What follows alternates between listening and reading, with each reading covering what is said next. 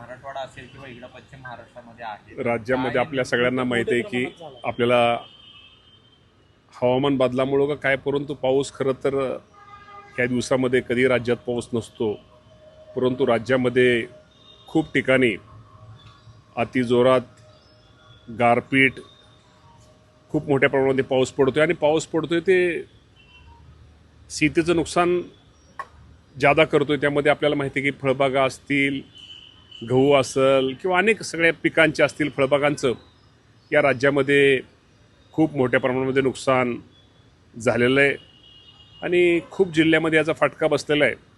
आणि ज्या ज्या जिल्ह्यामध्ये ह्या अवकाळी पावसाचा फटका बसलेला आहे त्यामध्ये त्या सर्वांना आम्ही इथले आमचे महसूलचे अधिकारी असतील, कृषी विभागाचे अधिकारी असतील, ज्या माझ्या शेतकऱ्यांचं नुकसान झालं त्या सगळ्या शेतकरी पिकाचं पंचनामे करण्याचे आम्ही त्याप्रमाणे आदेश राज्याचे मुख्यमंत्री, दोन्ही उपमुख्यमंत्री, महसूल मंत्री आम्ही सर्वांनी दिलेले आहेत.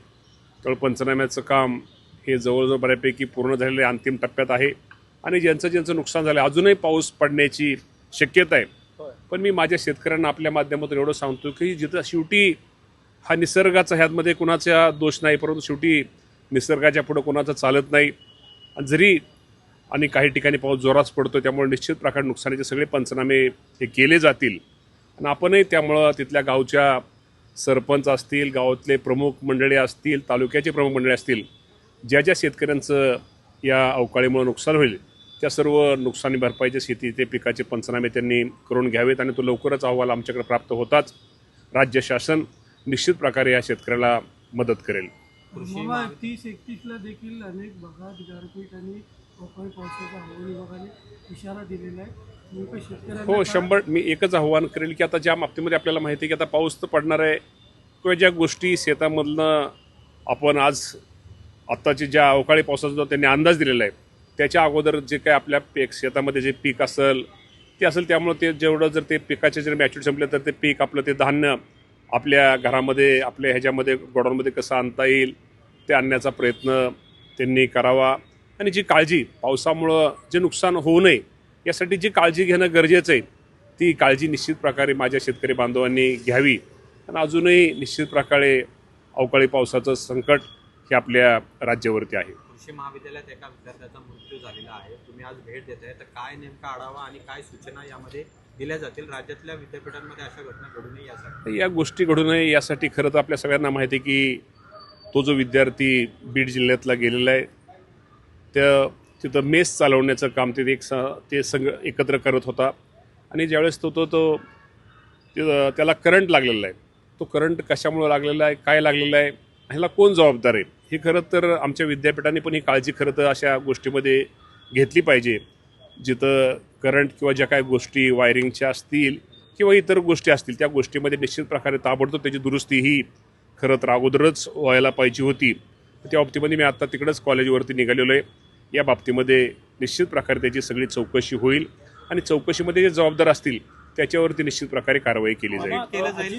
ऑडिट केलं जाईल 100% त्या बाबतीमध्ये केलं जाईल, दुरुस्त केल्या जातील. आणि विद्यापीठामध्ये अशा ज्या ज्या ठिकाणी असतील त्या बाबतीमध्ये भविष्यामध्ये अशा घटना घडू नयेत त्या बाबतीमध्ये जिथं विद्यार्थ्यांची वर्दळ ज्यादा आहे, विद्यार्थी शेवटी मेस आहे आणि जिथं त्या बाबतीमध्ये ताबडतोब जिथं ह्या गोष्टी चारही विद्यापीठामध्ये त्या बाबतीमध्ये ताबडतोब तिथं सूचना दिल्या जातील आणि या गोष्टी परत होऊ नयेत याची काळजी निश्चित प्रकारे घेतली जाईल. 2 वर्षापासून तिथं करंट लागत होतं असं विद्यार्थ्यांची तक्रारी आहे. त्या कूलरच्या संदर्भात अनेकदा तक्रारी देखील दिल्या असं 100% हे मी आपल्याकडून बघितलेलं. मी आता तिकडेच भेट द्यायला निघालेलो आहे.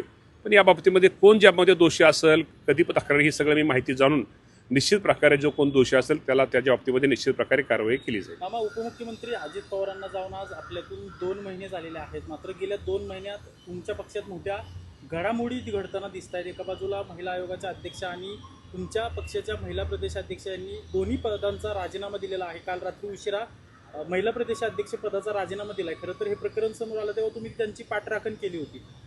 खरं तर आपल्या सगळ्यांना सांगतो की आपण ज्या दिवशी पाडव्याच्या सकाळी माझी मुलाखत त्यावेळेस घेतली त्यावेळेस खरात महाराज तर माझा स्वभाव असा की आम्ही कुठल्याच ह्या महाराज वगैरे असले बुवाबाजी आम्ही सगळ्याच्या विरोधात असतो. कारण अजितदादा पवार साहेबांची आम्हाला सगळ्यांना एक शिकवण आहे.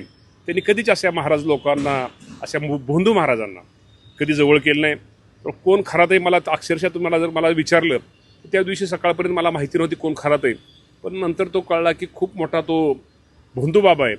त्यांनी खूप काही गोष्टी ज्या व्हिडिओ समोर येत आहेत त्यांनी खरंच अशा लोकांना आता काय त्यांना शिक्षा तर म्हणजे मला वाटतं वेगळ्या प्रकार कशी ह्यांना कसं म्हणजे ह्या लोकांना कसं ठोकून काढलं पाहिजे. मी कुठलाही महाराज ह्या महाराजांना ह्या कुठला महाराज आयुष्यामध्ये परत कुठली चूक ह्या महाराजाबरोबर इतरसुद्धा महाराज जे लोकांना फसवतात, लोकांना नादी लावतात, कुठंतरी अगोदर कुटुंबाची माहिती घेतात, हे खरं आहे म्हणतात आणि एखादी गोष्टी चुकून असं 100त एखादी गोष्ट खरी होती आणि तीच वाजवली जास्त जाती आणि हाच हे लोक काय लोक इथं आपले प्रचार प्रसार करायला लोक हे करतात.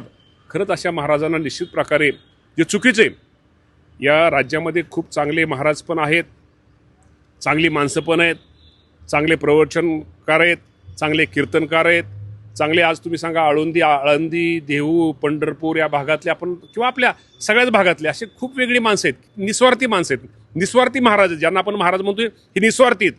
पण हा खरात भोंदूबाबा हा मला माहीत नव्हतं तो कसा आहे. मी आपलं बोलताना असं सहज बोलायला गेलो की बाबा शेवटी आम्हाला कार्यकर्त्यांना जपणं गरजेचं असतं. कोणतं कार्यकर्ता खरं तर ते महाराजांनीच सेटिंग लावली असते ते कुठंतरी ह्यांना घेऊन या तिकडे आणि मी त्या महाराजांना भेटतो. तो महाराज भोंदू आहे का तो कसा आहे मला तो खरातच्या बाबतीमध्ये माहिती नव्हतं. पण खरात अत्यंत चुकीचा माणूस आहे. मी त्याला कठोरात कठोर शिक्षा निश्चित प्रकारे त्याला मिळेल आणि मिळालीच पाहिजे आणि निश्चित प्रकारे मी खराताची किंवा अशी बाजू कधीच घेणार नाही. सुरुवातीला तुम्ही त्यांची पाठराखण केलेली होती. आता तुमचं काय म्हणणं आहे? तुमच्याच पक्षातील काही लोक म्हणतात की रुपाली चाकणकर यांना सुद्धा याच्यामध्ये सहआरोपी करा कारण की त्यांचा एक फोटो नाही. कारण आता या बाबतीमध्ये मुख्यमंत्र्यांनी आता चौकशीचे आदेश दिलेले आहेत. मी या चौकशीमध्ये आता तुम्हाला माहिती आहे की मुख्यमंत्र्यांनी आता ज्या चौकशीमध्ये जे काय बाहेर येईल जे कोण असतील त्या बाबतीमध्ये मुख्यमंत्र्यांनी आमच्या ह्याच्यामध्ये म्हणजे अधिवेशनामध्ये त्यांनी हाऊसमध्ये त्यांनी जाहीर केलेले आहे. तर एकदा राज्याच्या मुख्यमंत्र्यांनी बाबतीमध्ये जो कोणी ह्यात दोषी असतील त्याच्यावरती कठोर कारवाई केली. त्यांनी जाहीर केल्यानंतर मुख्यमंत्री हे सर्वोच्च असतात आणि मुख्यमंत्री निश्चित प्रकारे त्याची चौकशी होऊन जे काय त्यात कुणी दोषी असतील, मी कोणाचं नाव घेत नाही, जे कोण दोषी असतील त्याच्यावरती निश्चित प्रकारे कार्यवाही होईल. नरहरी झिरवळचा पण एक असाच व्हिडिओ बाहेर आला होता, त्यावरनं पण वादंग माजलेला आहे. आता कालच त्या बाबतीमध्ये मुख्यमंत्र्यांनी खुलासा केलेला आहे. तो व्हिडिओ खरा खोटा आता मी त्या परत आणि काय तर म्हणाय परत तुम्ही परत माझी ब्रेकिंग न्यूज चालवचाल. या बाबतीमध्ये मुख्यमंत्र्यांनी कालच चौकशीचे आदेश दिलेले आहेत. त्यामध्ये चौकशी आपल्या सत्य उघड होईल आणि सत्य ऐका ना. राष्ट्रवादीचेच नेते वादात का सापडतायत? एका बाजूला रुपाली चाकणकर असतील, दुसऱ्या बाजूला नरहरी झिरवळ असतील.